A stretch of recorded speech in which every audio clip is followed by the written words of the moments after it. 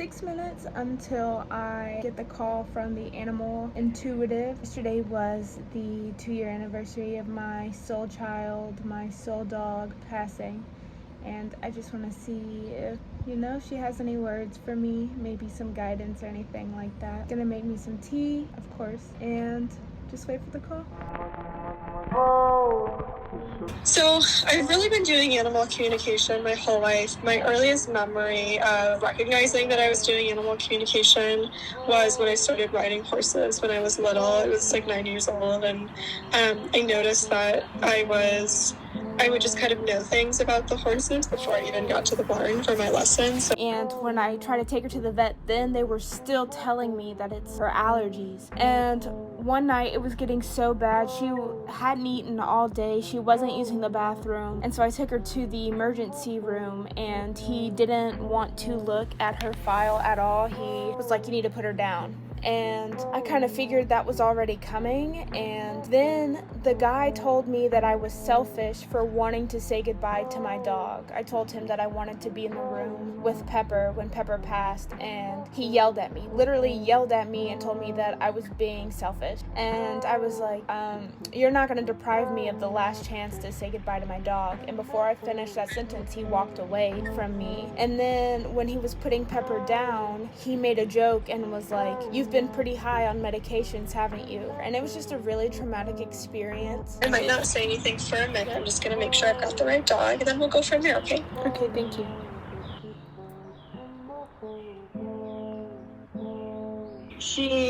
The way she introduced herself was by saying that she loves you, of course, and that the way you process your just relationship to the world around you is really through the animals. She's saying that you are a very sensitive human, that you maybe don't always feel like human relationships are the easiest for you. And she's aware that during the chapter of your life that she was present for, she really feels like part of her purpose was to provide companionship to you in a way that made more sense and felt more comfortable to you than maybe some of the human relationships in your life at the time. Even from her position in spirit, as she's watching over you, she says that, to this day, the dogs are how you feel connected to others. Like there's so much of your emotional well-being that's wrapped up in your relationships to the dogs. And I think Pepper knows that this experience you had with her, not only was it traumatic because it just was, because this person was not treating you well and you're like looking for answers and not getting any help, but it was also traumatic because she was like the guardian of your emotional and mental well-being, and that in losing her, you lost a really pivotal part of how you process your emotions and stay connected to the world around you. So she's recognizing that she is holding space for your grief and for how traumatic this was, and even if the other humans in your life, especially, even if they don't understand what you are going through, that she's holding space for that and she understands. She really feels like during the chapter of your life that she was with you. She said she's showing a symbol for mental health and saying that she watched you go through your own kind of ongoing relationship with mental health, and she knows that she was a part of that her presence was a part of how you coped with both mental health and just like feeling connected to others. So I think she knows that she was loved, that she is still loved. I think she feels that closeness and that connection to you. And I think when she was alive, she felt that she had a higher purpose with you beyond just like being your pet dog. Does that make sense so far? Yeah. A lot of times when animals see that, it's because the humans in their lives were going through either be bullied or harassed or just not feeling connected to other people in their life. So she's recognizing too that part of her purpose was to provide companionship during a time of your life that you maybe weren't getting that social support from the other humans in your life. Does that make sense? Yeah. Literally telling people, hey, I need your help, I need your support, and for them to not recognize that, I think she had a lot of empathy for just what a lonely feeling that was for you, and she feels like it was almost triggered by this experience you guys had or this experience you had with the doctors was almost triggering because you were, again, in a position where you were like, hey, my dog needs help, and people were just unable to support you in the way that you guys needed. So she's holding space here. I mean, I think in addition to the death just being really traumatic, that experience of like literally begging for help and these professionals saying like, it's fine, it's not that big of a deal. Like, I think she feels like that in itself was kind of traumatic for you as well. She's watched you, in the years since her death, she's watched you. She says when something goes wrong, especially if it's with the dogs, she says if the dogs, like, take a weird step or have a weird day, she watches you. Your immediate response is, something really bad's gonna happen. Because this is not the first time in your life that you've had to deal with asking for support and it just not being available to you at all. Does that make sense so far? Yes and no. I don't think I've been jaded, or I don't think I have like a negative outlook on life. When it first happened, I felt really lost and empty, because the part you were saying about how asking for support, that part resonates, but I still am trying to be a more positive person. Like, when I did have my dog, I was struggling with like suicide ideation and really deep, dark, scary things like that, and it got better. And then Pepper died, and I didn't even like necessarily get that bad again, but I kind of developed more of like my spiritual journey, and so I felt connected to her even in her passing, and I feel like that has kept me hopeful. I do still struggle with like some mental health, where like some days it's just agonizing, but I still am very faithful that my best days have yet to come, and that I'm exactly where I need to be. Your dogs have issues. She looks fine.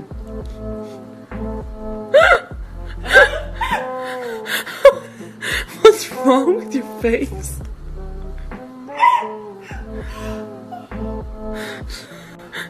She's PMSing, guys. She's PMSing for sure.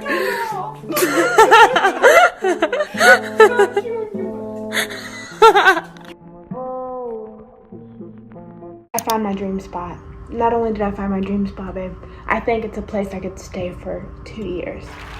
Like, that's how much I love it. So I'm going to start packing up stuff, getting ready to move. Today, while on the Beltline, I was inspired. It is Women's Month. It's actually a women's world, but today is National Women's Day in Women's Month in a woman's universe. Anyways, I stopped by a vintage market that only had woman vendors today. It was beautiful. I loved it, and it kind of got me inspired to get back into my selling clothes era. I have Thrifty Yana.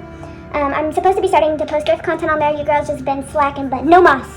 And then I was selling clothes on my Sacral Eclectic Instagram, which is right here if you care to follow. But Sacral Eclectic is going to start selling clothes again, and even starting her first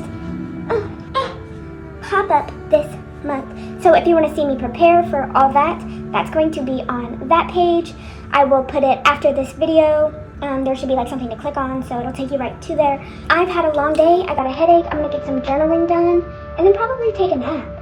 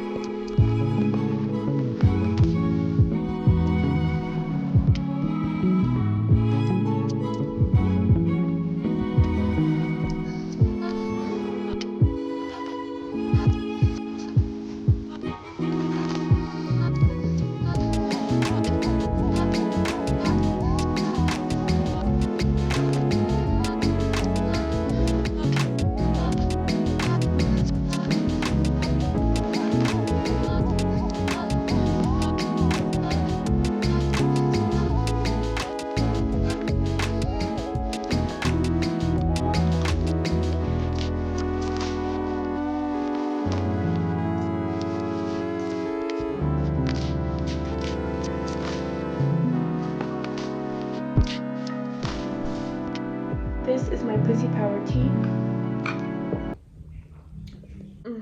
It will be releasing this summer. Be sure to follow my tea page right here. If you got a vagina, if you got a coochie, you need to drink this tea. That's it. That's all I'm gonna say. I'm not sponsored, but I'm gonna go ahead and put this on my hair just before I wash everything. It's the Pattern Transition Mask Nourish and Heal, and it says that it's great for curlies, coils, and tight texture when your strands crave support, and mine do. I scrubbed my face a little too hard, but curling.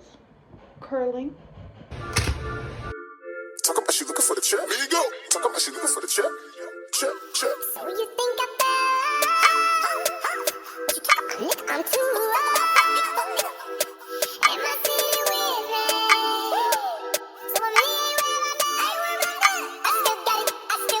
I still got it. You know I still got it. All that shit getting off. You got the boy without it. I'm drinking with bitches. I still got it. I still got it. I still got it. You know I still got it. I'm a bad in this thing. I'ma let y'all young niggas have it. Young nigga. I can pull that bitch if I want it. I don't want it. I can have that car if I want it. I don't want it. It's the next morning, so here we have my package from Canva, and it is, there's one missing because I got too excited I had to use it. You know what that is? My tea label. The only issue that I'm running into is this was my first bag that I bought. Too small, okay?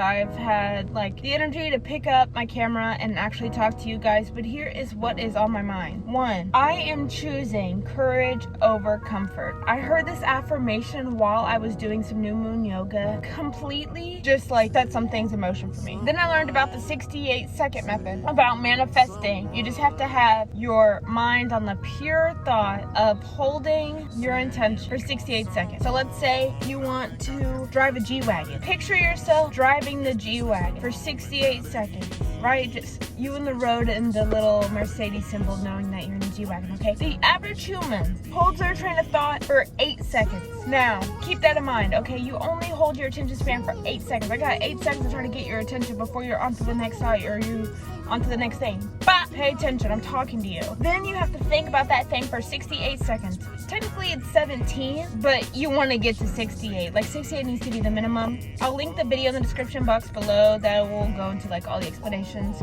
of it because I don't have the energy or the time to explain something to you as good as she does. That's her content, not mine. That was amazing. Then, you ever get into an argument with somebody, or just like, not even an argument, you're just explaining how you feel, and Source comes up, and Source starts speaking through you? Because I experienced that last night. Very calmly, but with so much power in my words. Like, I felt it in my whole body. I had just had enough, and I said, you do not see the value of keeping me in your life.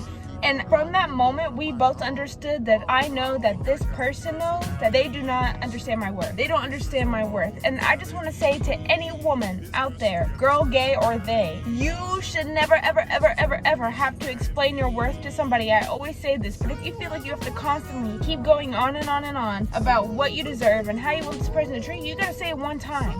One time should be enough. And if you're saying it one time and they're still treating you however the fuck they want to treat you, they don't respect you and they don't respect your boundaries. Let's boss the fuck up. Let's make our dream life happen. What are we waiting for? It has been another exciting week, and I am just so happy that I get to take you guys through the ups and the downs. Next week, I will have started recording on the very beginning of spring. I don't know about you, but I can already feel the changes. I've been feeling the changes so much lately. I just feel so excited. I feel like my seeds are finally starting to pop through the soil. I'm just happy, motivated, and sometimes you have to be in a period of rest, and you might be ready, but your manifestation might not be ready. So it's all about just taking it one day at a time, one moment at a time, one emotion at a time. I know that we are all visionaries. I know that we all want to rush to the big final picture. But if you are anything like me, you are now starting to understand the beauty in the journey. I am so freaking proud of you. I love you so much. I'm wishing you so much love and peace wherever you're at. And I will see you very, very soon. Mwah.